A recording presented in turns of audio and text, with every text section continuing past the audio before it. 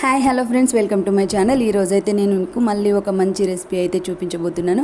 అదేంటంటే రేషన్ బియ్యంతో అట్లు వేసుకుంటున్నాను. చాలామంది రేషన్ బియ్యాన్ని ఊరికే పడవేస్తూ ఉంటారు, తెచ్చుకోరు కదా రేషన్ షాప్ నుండి. అలా కాకుండా మనం రేషన్ బియ్యం తెచ్చుకొని ఇలా అయితే మనము మన పిల్లల కోసం ఏదైనా కూడా చేసి పెట్టుకోవచ్చు. ఈ రేషన్ బియ్యాన్ని మనం వండుకొని తిన్నా కూడా చాలా బాగుంటుంది.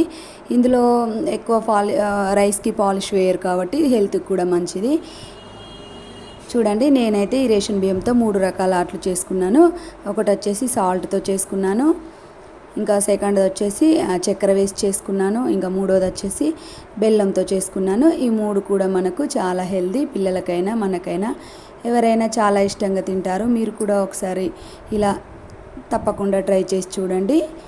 ఈ ఫుల్ వీడియో కావాలంటే నా యూట్యూబ్ ఛానల్లో చెక్ చేయండి. ఈ షార్ట్ కింద నేనైతే లింక్ ఇస్తున్నాను, ఓపెన్ చేసి